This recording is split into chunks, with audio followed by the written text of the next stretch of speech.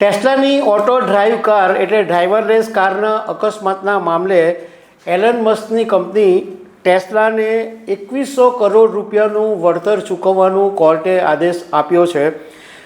ફ્લોરિડાની Miami કોર્ટે આ 4 વર્ષ સુધી ચાલેલી ટ્રાયલમાં કંપનીને પણ જવાબદાર માની છે અને એવો આદેશ આપ્યો છે કે કંપનીએ 2100 કરોડ રૂપિયાનું વળતર ચૂકવવું પડે છે।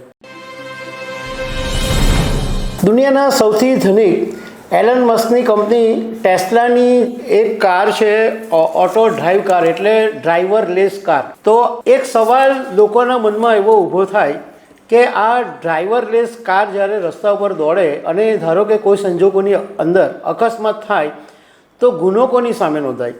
તો આવો જ એક કિસ્સો અમેરિકામાં બન્યો છે। ટેસ્લાની એક ડ્રાઈવરલેસ કારનો એક કારની સાથે ટક્કર થઈ અને એક મોટો અકસ્માત થયો। એમાં કંપનીને કોર્ટે મોટો ઝટકો આપ્યો છે। તો આના વિશે હું તમારી સાથે વાત કરીશ। મારું નામ રાજેશ શાહ છે અને તમે જોઈ રહ્યા છો ગુજરાતના સૌથી મોટા ડિજિટલ ન્યૂઝ પ્લેટફોર્મ ખબરશો.com। ટેસ્લાની ઓટો ડ્રાઈવ કાર એટલે ડ્રાઈવરલેસ કારના અકસ્માતના મામલે એલન મસ્કની કંપની ટેસ્લાને 2100 કરોડ રૂપિયાનું વળતર ચૂકવવાનું કોર્ટે આદેશ આપ્યો છે। ફ્લોરિડાની મિયામી કોર્ટે આ 4 વર્ષ સુધી ચાલેલી ટ્રાયલમાં કંપનીને પણ જવાબદાર માની છે અને એવો આદેશ આપ્યો છે કે કંપનીએ 2100 કરોડ રૂપિયાનું વળતર ચૂકવવું પડે છે। આ કેસ બહુ જૂનો છે। 2019ની અંદર એવું બનેલું હતું કે ફ્લોરિડાના લાર્ગોમાં ટેસ્લાની ઓટો પાયલટ સિસ્ટમવાળી જે કાર છે એને એક અકસ્માત નડ્યો હતો અને સિસ્ટમની ખરાબીને કારણે ટેસ્લા મોડેલની એસ સડાન કાર છે એણે એક એસયુવી કારને ટક્કર મારી હતી અને આ અકસ્માતની અંદર 22 વર્ષની એક છોકરી નાઇબેલ બેના વાઇટ્સનું મોત થયું હતું તે વખતે। અને એની સાથે કારમાં એનો બોયફ્રેન્ડ હતો ડિલન એંગુલો, એ પણ ગંભીર રીતે ગવાયો હતો।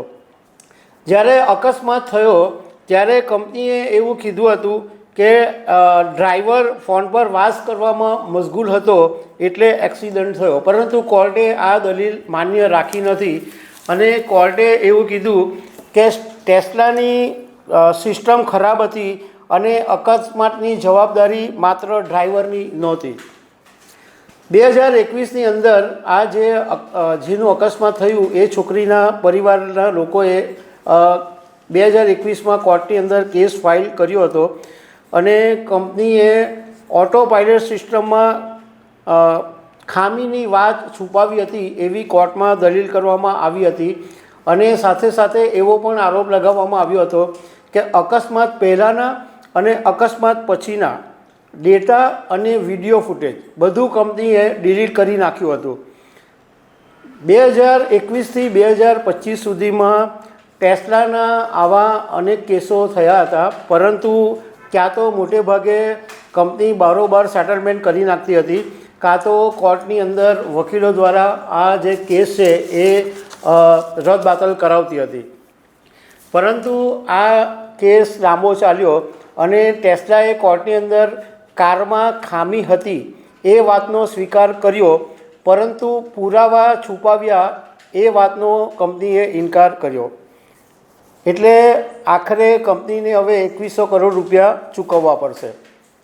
ડ્રાઈવરલેસ મતલબ કે ઓટો પાયલટ જે કાર છે એનો મતલબ એમ છે કે ડ્રાઈવરની મદદ વગર કાર ચાલે છે અને એની અંદર લોકેશન મેપ અને ડાયરેક્ટ પેસેન્જરે ક્યાં જવાનું છે એને મેપની અંદર સિલેક્ટ કરવામાં આવે છે અને એ પછી કયા રૂટ ઉપર જવાના છે એ રૂટનું સિલેક્શન કરવામાં આવે છે અને કારની ચારે તરફ સીસીટીવી કેમેરા લાગેલા હોય છે, એટલે કાર એની જાતે જ બધું મેનેજ કરી લે છે એવી ટેકનોલોજી એની અંદર સેટ કરેલી હોય છે।